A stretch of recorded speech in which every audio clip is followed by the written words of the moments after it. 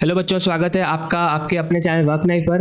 NEET examination हम लोग का फिर से कंडक्ट किया जा चुका है। उसके हिसाब से क्वालिफाइंग मार्क्स कितने रहने वाले हैं बच्चों, हम लोग पूरी डिस्कशन करेंगे फॉर एवरी कैटेगरी। ठीक है, भले ही आप जनरल से हो, ईडब्ल्यूएस से हो, ओबीसी हो, एससी हो, एसटी हो, आपके सारे ऑल कैटेगरीज का हम लोग डाउट क्लियर करेंगे। और बेसिकली एक मिनिमम मार्क्स होता है, ठीक है, मतलब मान लो 720 मार्क्स का पेपर होता है, उसमें से कम कितने मार्क्स लाने होंगे ताकि आप उस पेपर को क्वालिफाई कर पाओ। ठीक है, मतलब पेपर क्वालिफिकेशन के लिए मिनिमम पासिंग स्कोर होता है। ठीक है, this is different from cut off.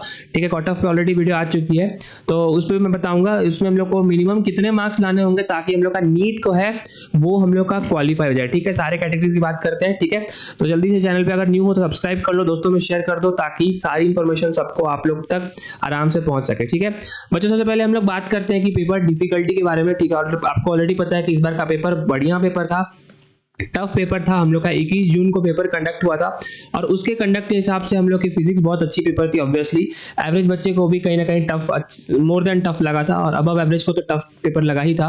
उसमें से केमिस्ट्री भी टफ था और बायो भी थोड़ा बहुत इजी साइड में था। इसके कारण क्या है, ओवरऑल जो पेपर लेवल है, ठीक है, फिजिक्स सबसे हार्ड, केमिस्ट्री उसके बाद देन बायो। इसके कारण क्या हो रहा है कि ओवरऑल का पेपर जो है वो टफ के कैटेगरी में ही आता है। ठीक है, तो उसके हिसाब से अगर हम लोग नीट कट ऑफ में बात करें तो कट ऑफ मैंने आपको ऑलरेडी बता दिया है कि पिछले कुछ साल के डेटा देखो, 2022 से लेकर 2025 तक में 2025 का हम लोग का पेपर टफ था।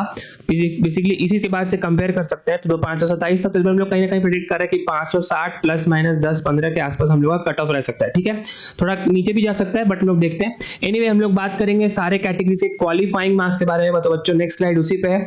देखो, अगर कहीं ना कहीं अगर जनरल ईडब्ल्यूएस में 145 प्लस माइनस 5 आपका आ रहा है, ठीक है, तो इसका मतलब आपका नीट का जो पेपर है वो आपने रीनीट के पेपर में आपने क्वालिफाई कर लिया। ठीक है, 720 मार्क्स के पेपर में अगर आपका 145 मार्क्स आ रहा है तो आपकी रैंक लिस्ट, मेरिट लिस्ट में नाम जो है वो आ जाएगी। क्लियर? ठीक है, बेसिकली आपका रैंक पब्लिश होगा कि आप टॉप इतने रैंक्स में आ रहे हो। ठीक है, 11 लाख 11 लाख तक आपका वहां पे रैंक आ जाएगा। उससे अगर ओबीसी एससी एसटी की बात करें तो उनके लिए थोड़ा सा रिलैक्सेशन होता है।